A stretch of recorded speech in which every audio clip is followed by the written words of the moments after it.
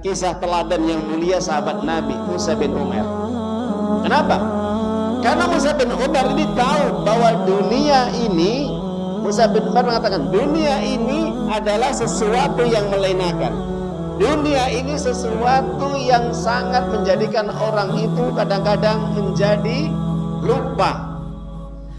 Banyak orang terkena dunia menjadi lupa ibadah, lupa sholat, lupa untuk belajar, lupa untuk ngaji, lupa untuk ibadah-ibadah yang lainnya.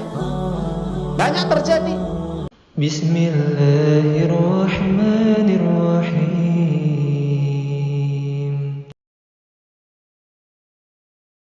Dan banyak kisah terkait dengan bagaimana kehidupan di dalam rumah tangga.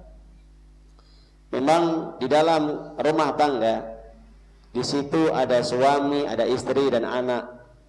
Maka tentunya kita sebagai orang muslim, ketika tatkala kita berkeluarga, kita mengharapkan agar di dalam keluarga kita semuanya, baik suami, istri dan anak-anak, ini mengharapkan agar mereka kelak nanti pada hari kiamat menjadi ahlul jannah, penduduk surga. Karena ini harapan bagi orang-orang yang beriman.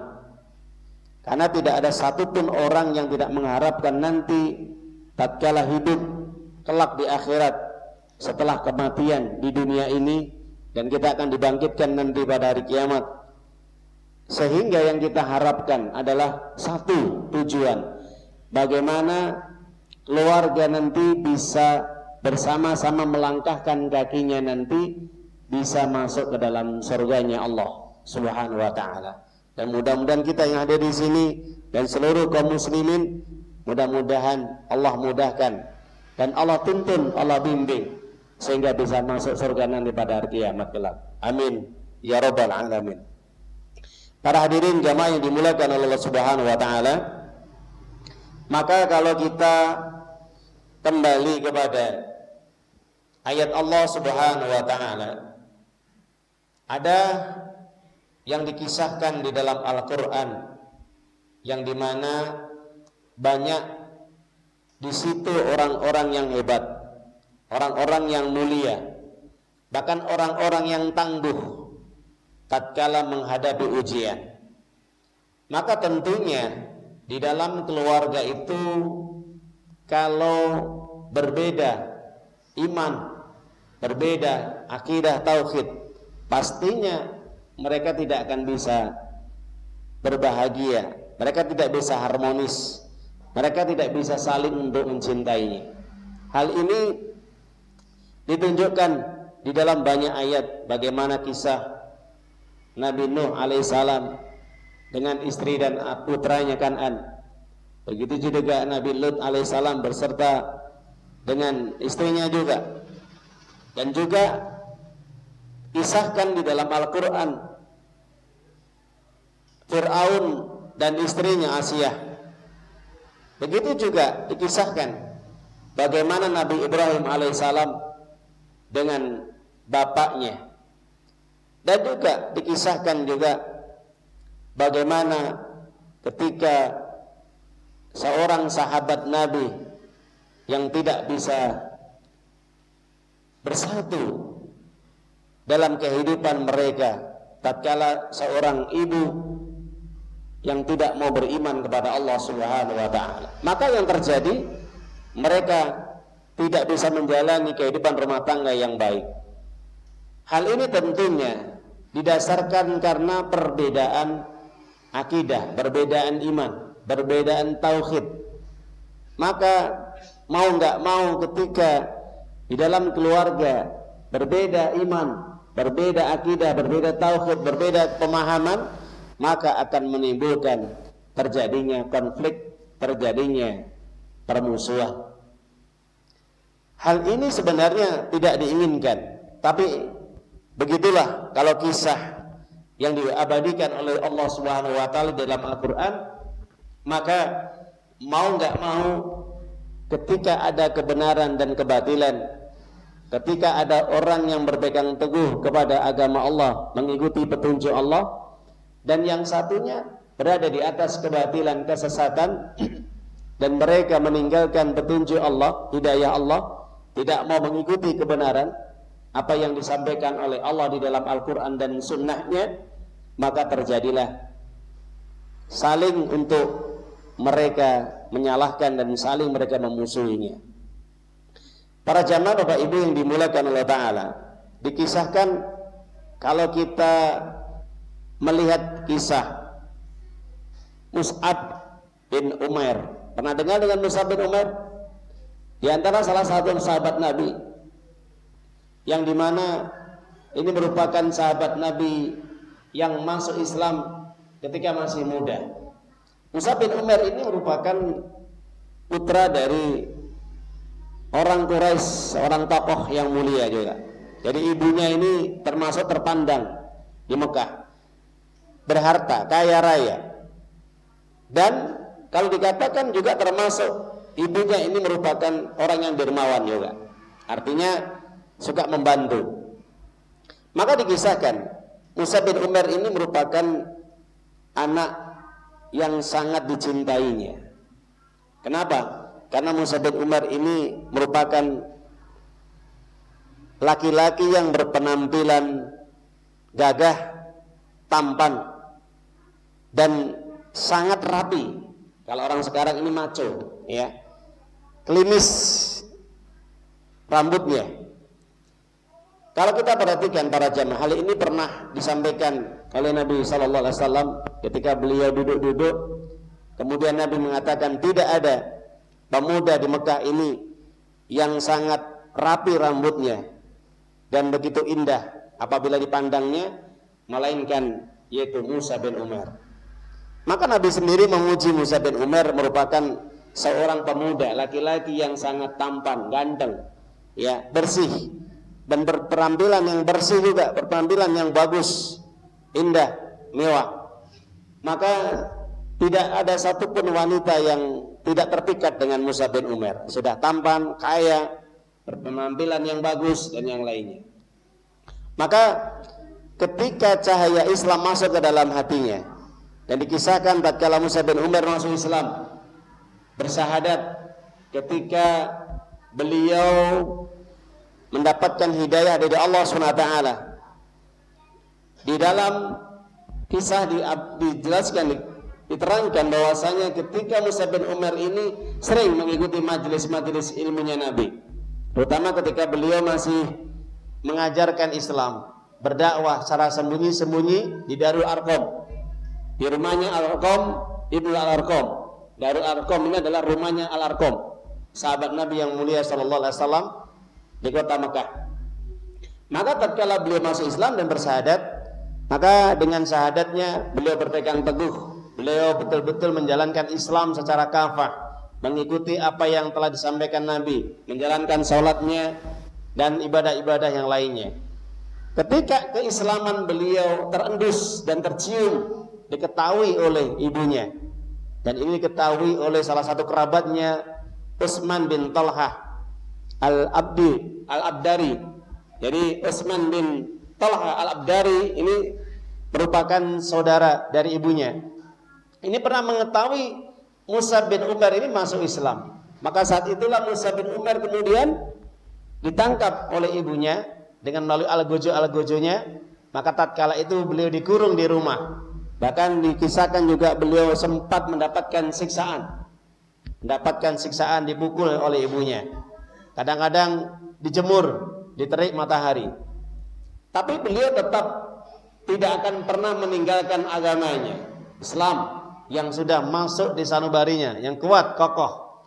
Maka saat itu Mus'ab bin Umair tetap mengatakan, saya tidak akan menanggalkan akidah saya. Saya tidak akan meninggalkan agama Muhammad, yaitu agama Islam.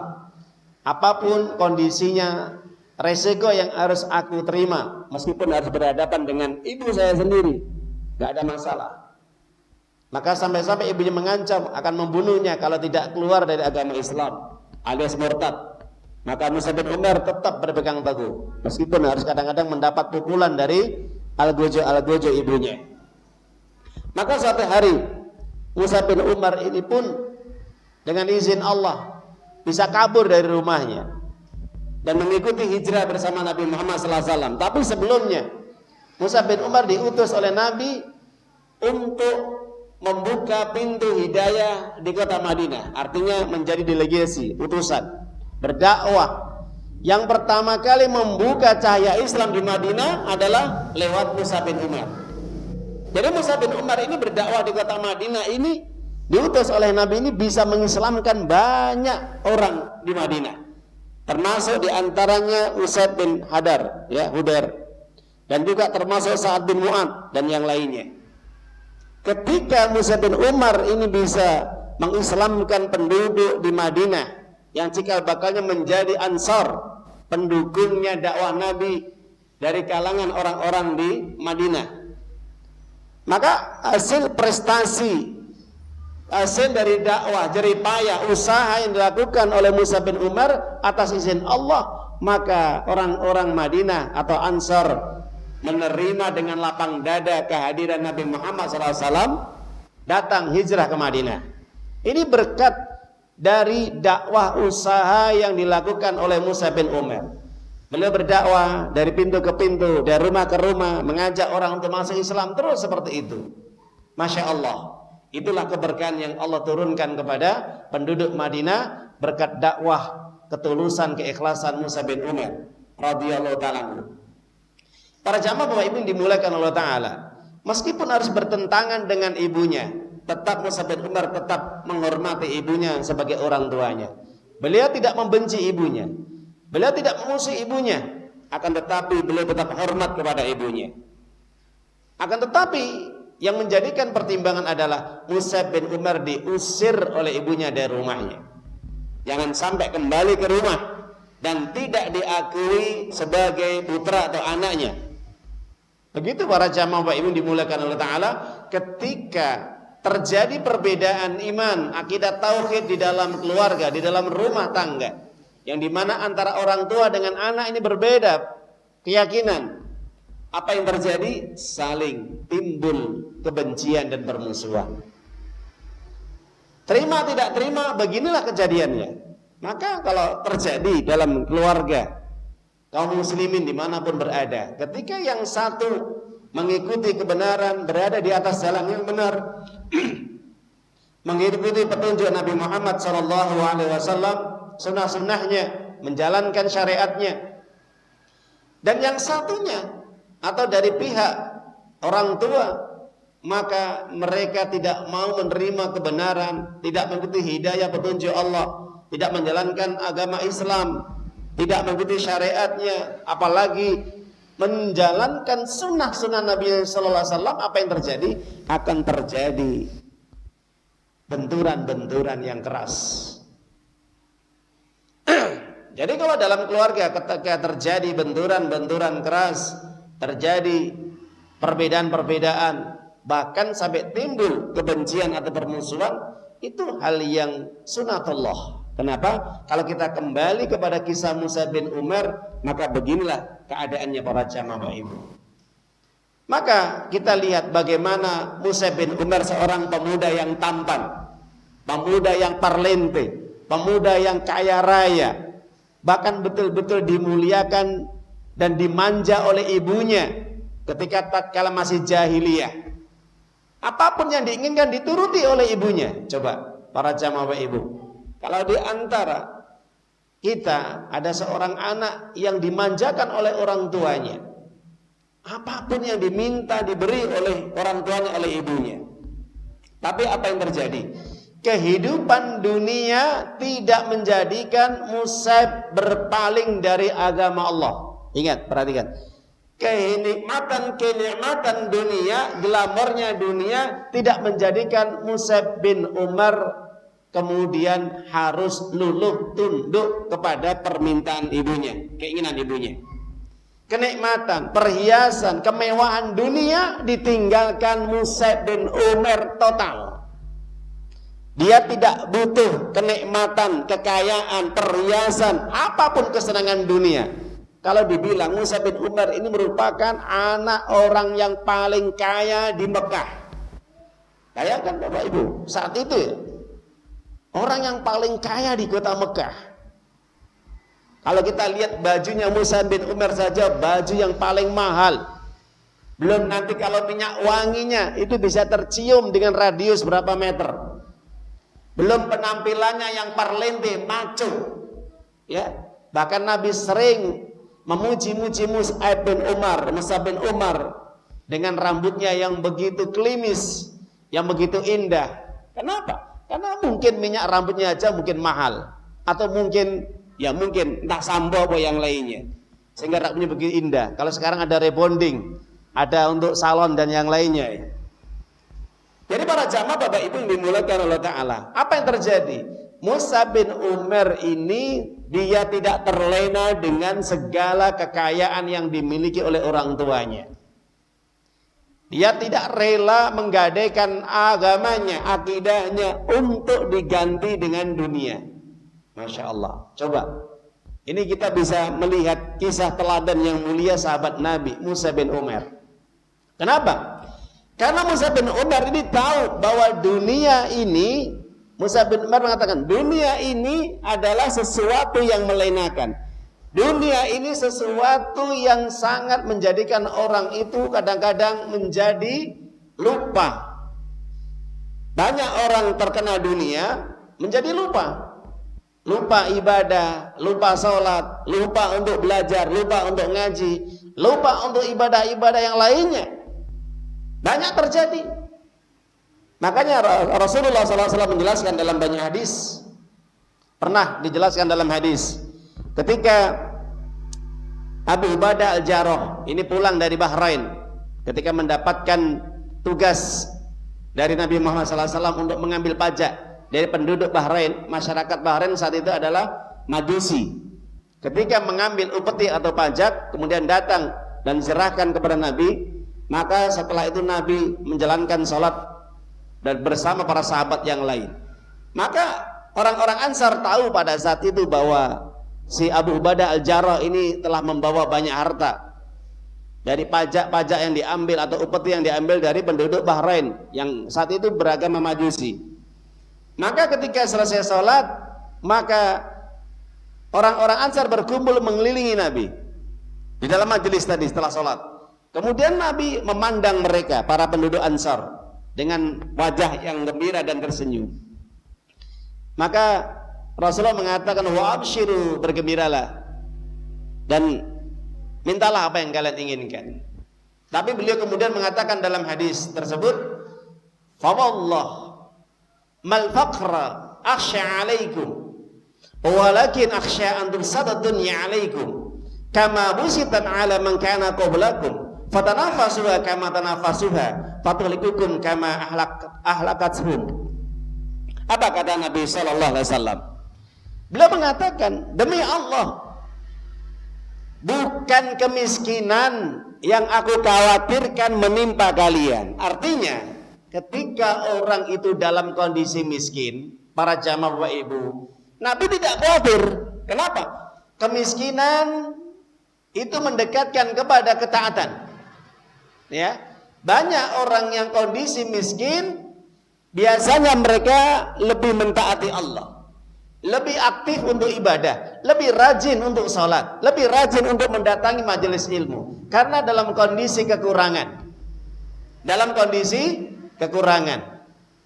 Yang tidak aku khawatirkan, kalau kalian miskin, saya tidak khawatir. Kenapa? Memang kalau kita lihat para sejarah Rasul dan para Nabi ini, kebanyakan para pengikutnya, para jamaah ibu, kebanyakan ini masyarakat lemah, ad-du'afa. Rata-rata ekonomi mereka itu menengah ke bawah, jarang menengah ke atas. Artinya para nabi, para rasul Allah itu jarang mereka punya sahabat atau punya pengikut hawariyun, pengikutnya Nabi Isa alaihissalam. Ini dari para penguasa-penguasa, para pejabat, para ningrat, orang-orang yang berharta, jarang sekali. Ya, kebanyakan mereka adalah dari kalangan orang-orang du'afa. Kita lihat Nabi Musa alaihissalam, Bani Israel adalah kaum yang tertindas, kaum yang lemah oleh masyarakat Kipti. Masyarakat Kipti adalah masyarakat di Mesir saat itu, pada zaman pemerintahan era Fir'aun laknatullah alaih. Masyarakat Kipti rata-rata masyarakat menengah ke atas karena dekat dengan kerajaan, dekat dengan Fir'aun. Sedangkan Bani Israel, kaumnya Nabi Musa alaihissalam adalah masyarakat yang menengah ke bawah. Rata-rata lemah mereka, tertindas, miskin dan yang lainnya. Kemudian Allah menurunkan Nabi di tengah-tengah mereka untuk memberikan apa? Kemuliaan. Mereka menjadi mulia meskipun tertindas, meskipun lemah tapi mulia. Kenapa? Karena di tengah-tengah mereka ada seorang Nabi Allah, Rasul Allah. Sama. Kita lihat sejarah Nabi Isa alaihissalam sampai juga Nabi Muhammad sallallahu alaihi wasallam. Kebanyakan para pengikutnya para Rasul Allah, para Nabi Allah dari masyarakat rakyat yang lemah. Jarang sekali mereka didukung oleh para penguasa, para pejabat atau orang-orang punya kedudukan atau orang yang berharta. Baik, kita kembali kepada hadis Nabi sallallahu alaihi wasallam. Yang tidak aku khawatirkan adalah kalau ada kemiskinan menimpa kalian. Tapi yang aku khawatirkan apabila ketika dunia dibentangkan oleh Allah selebar-lebarnya, seluas-luasnya, sehingga kalian berlomba-lomba untuk mencari dunia. Entah itu dengan cara halal atau entah dengan cara yang haram, nggak peduli. Yang penting dapat dunia, yang penting dapat duit, yang penting dapat uang, yang penting dapat fulus cuan. Entah itu halal atau haram, bagi mereka nggak peduli. Yang penting dapat apa? Dapat tujuan yang diinginkan adalah dunia, harta. Ya. Kemudian Nabi mengatakan sebagaimana umat-umat sebelum kalian mangkana qablakum fatanasauha. Mereka berlomba-lomba untuk mencari dunia, meraih dunia, sehingga menyebabkan mereka binasa dan hancur. Dan itu akan menimpa kalian, kalian akan binasa dan hancur. Jadi para jamaah Bapak Ibu yang dimuliakan Allah Ta'ala, kesimpulan dari hadis Imam Bukhari Muslim ini, bahwa kadang-kadang kalau orang itu sudah sukses hidupnya, sudah kaya, kadang-kadang lupa, kadang-kadang lalai, dan sampai menjadikan sombong dalam dirinya. Kenapa? Karena merasa punya, merasa cukup, merasa segala-galanya bisa dimilikinya. Nah ini, sehingga akhirnya mereka pada ujungnya mereka meninggalkan Allah, mereka meninggalkan ibadah karena fasilitas mereka sudah cukup. Apapun yang mereka inginkan itu mereka bisa dapatkan, sehingga mereka dilalaikan dengan urusan dunia. Ya itulah para jamaah Bapak Ibu, apa yang dikatakan oleh Nabi jelas. Dan kita lihat bagaimana kondisi akhir zaman.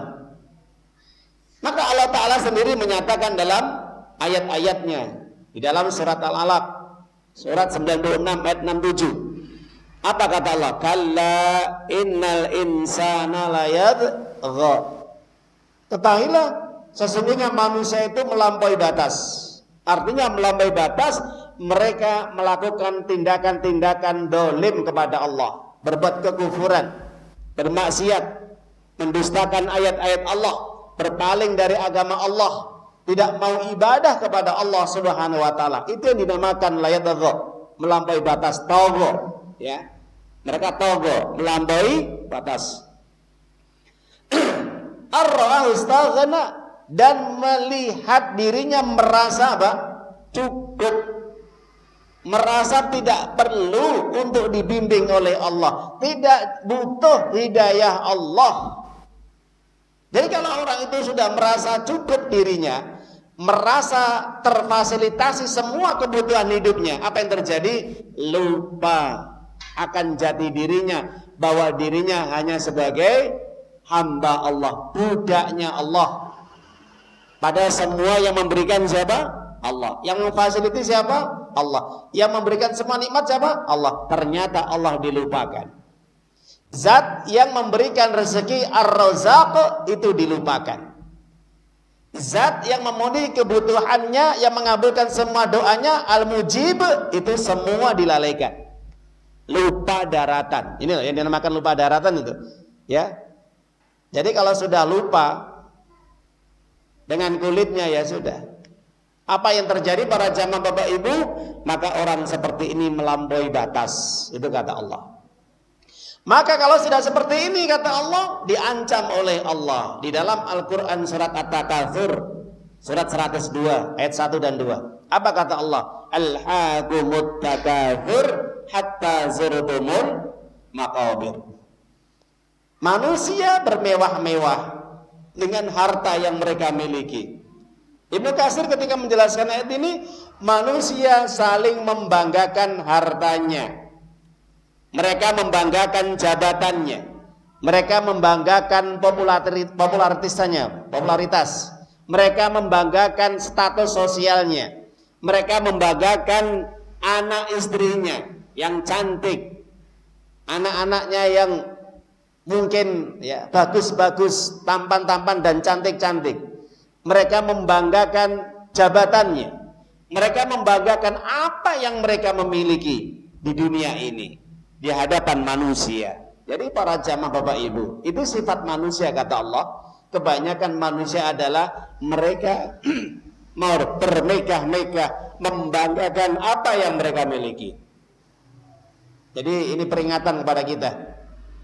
Jangan sampai kalau kita ini sudah punya banyak harta, punya kedudukan, punya jabatan, punya segala pun yang Allah titipkan kepada kita, jangan sekali-kali kita bersikap angkuh, sombong, berpaling dari kebenaran, meninggalkan Allah, menghinakan manusia. Na'udzubillah. Kenapa? Karena dia tidak tahu setelah itu apa yang terjadi.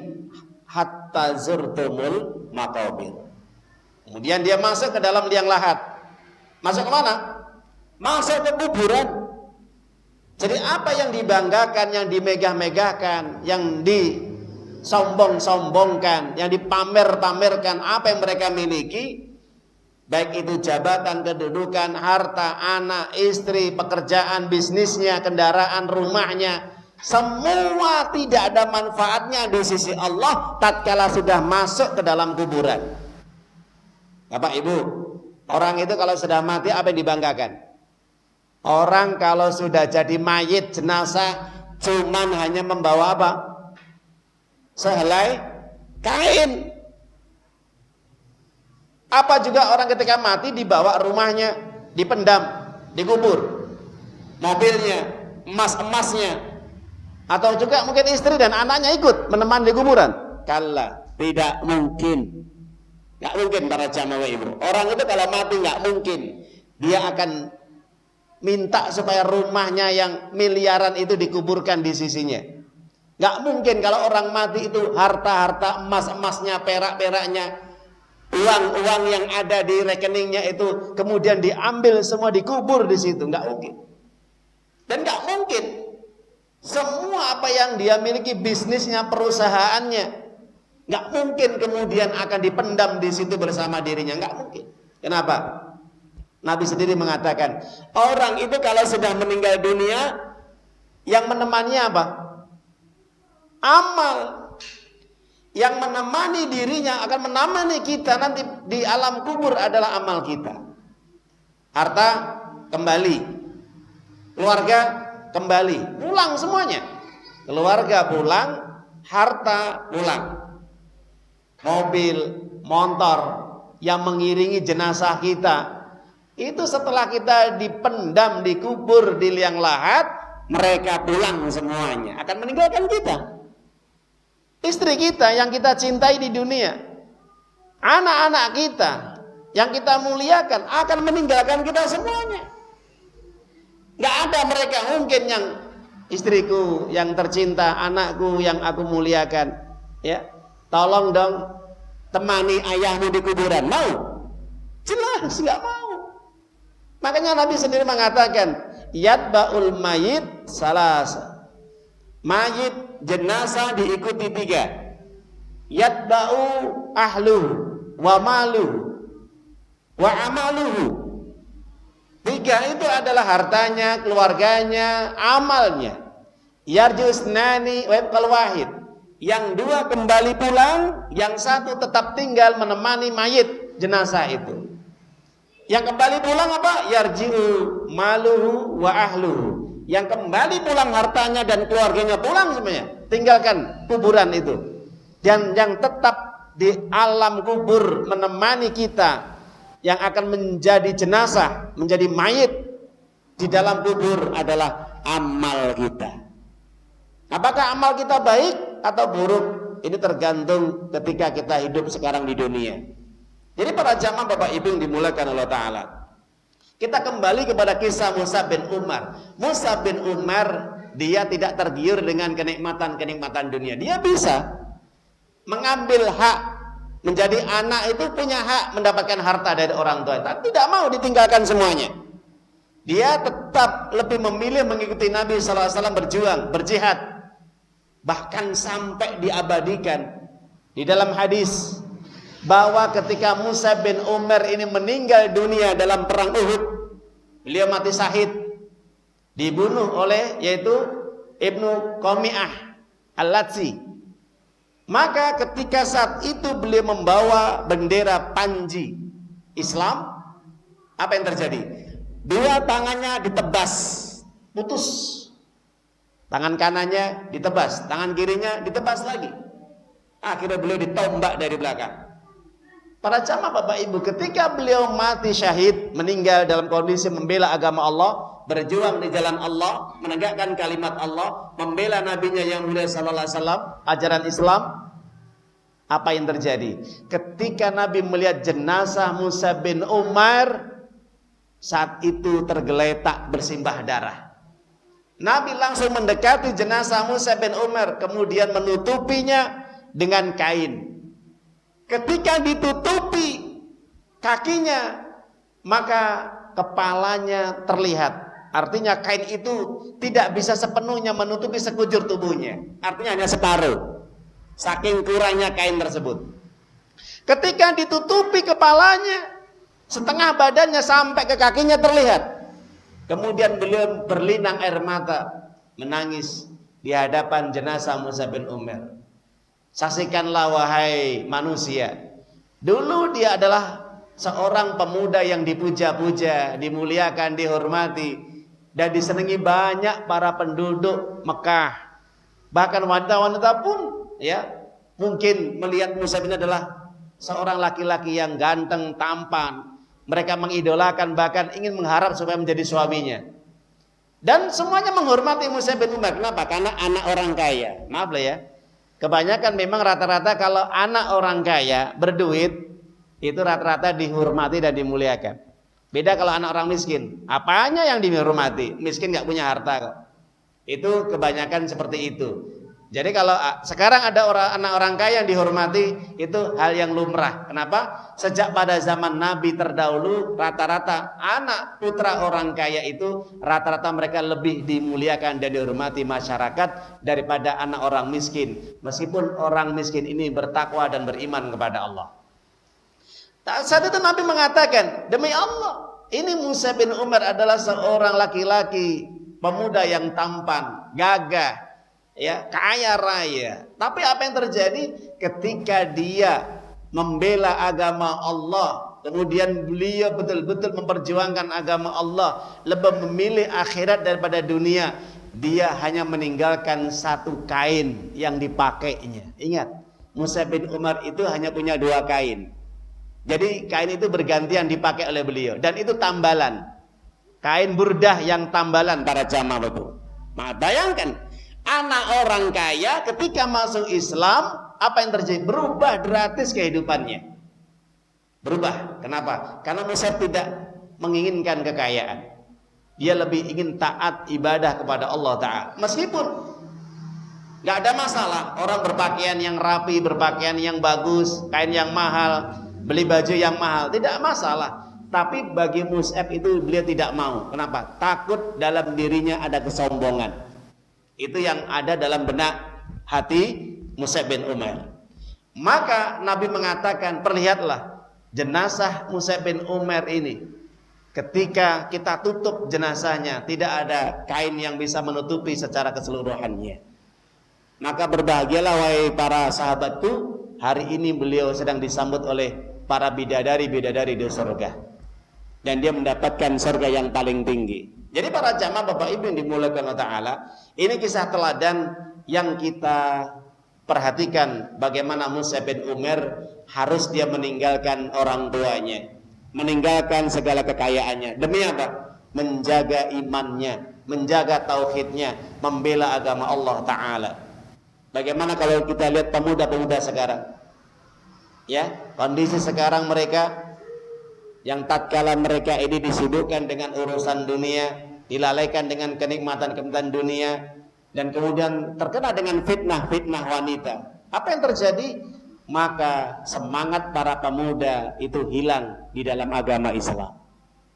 Karena Islam ini hanya bisa tegak oleh para pemuda-pemudanya. Jadi para jamaah Bapak Ibu dimulakan Allah Ta'ala, sebelum kita tutup, Nabi kita pesan kepada kita semuanya. Apa kata Nabi? Inna dunya hulwatun khadiratun fa inna Allah Ta'ala fiha mustakhlifukum fayanzuru kaifa ta'malun. Fattaqud dunya wattaqun nisa. Sesungguhnya dunia ini hijau royo-royo dan sangat menggiurkan. Hijau dan sangat menggiurkan dan sangat membuat kalian senang kalau melihat kenikmatan dunia. Contoh aja, kalau kita pergi belanja ke supermarket, mall yang paling besar, apa yang terjadi ketika kita masuk? Pasti kita akan heran dengan segala fasilitas, berbagai kenikmatan-kenikmatan dunia di situ. Perabotan-perabotan rumah, mobil, motor, makanan dan semuanya ada lengkap. Ya itulah dunia. Maka Nabi mengatakan, Allah menitipkan dunia ini kepada kalian, dan Allah akan melihat bagaimana kalian mempergunakan dunia ini. Apakah dunia ini digunakan untuk ketaatan kepada Allah? Ketika Allah memberikan fasilitas dunia, harta dan sebagainya, apakah digunakan untuk mentaati Allah, beribadah kepada Allah, tekun sholatnya, mendatangi majelis ilmu, berpuasa, bersedekah, berinfak, dan berbuat kebaikan-kebaikan yang lain? Apakah sebaliknya dunia ini menjadikan kalian lalai, lupa, sehingga menyebabkan kalian sombong, dolim, fasik, maksiat, berbuat dosa? Dengan dunia kalian bisa melakukan perbuatan apapun yang melampaui batas, melanggar aturan-aturan Allah Subhanahu wa Ta'ala. Itu kata Nabi. Maka Nabi pesan di terakhir hadisnya, hati-hati dengan dunia. Kalau kalian tidak hati-hati, maka dunia akan menghancurkan hidup kalian. Dan yang kedua, apa kata Nabi? Hati-hati dengan wanita. Karena banyak orang tergelincir dari agama Allah disebabkan karena terkena fitnah wanita. Artinya, ketika orang punya dunia, maka ujung-ujungnya adalah mereka ingin mendapatkan wanita yang mereka inginkan. Dengan wanita kadang-kadang banyak orang yang menggadaikan agamanya, keluar dari Islam atau meninggalkan syariatnya, lupa ibadah kepada Allah. Banyak kita lihat masyarakat ketika sudah menikah, mereka lupa untuk ibadah kepada Allah. Itulah pesan dari Nabi, hati-hati wanita. Jangan sampai menjadikan kita lupa untuk mentaati Allah hanya gara-gara kita mendapatkan kesenangan yang sementara, baik dunia maupun wanita yang menjauhkan dari agama Allah. Kalau wanita itu tidak menjadi wanita yang solehah, wanita yang mentaati Allah dan Rasulnya, wanita yang ahli ibadah, wanita yang ahli takwa, wanita yang ahli ilmu, dia akan menjadi beban bagi kehidupan dalam rumah tangga. Begitulah pesan Nabi dalam hadis Imam Muslim. Semoga bermanfaat pada kajian malam hari ini. Semoga kita bisa mengambil ibrah pelajaran dari kisah-kisah yang kita sampaikan. Pada akhirnya marilah kita tutup dengan bacaan hamdalah. Alhamdulillahirabbil alamin. Subhanaka Allahumma wa bihamdika asyhadu an la ilaha illa anta astaghfiruka wa atubu ilaik. Assalamualaikum warahmatullahi wabarakatuh. يا أيها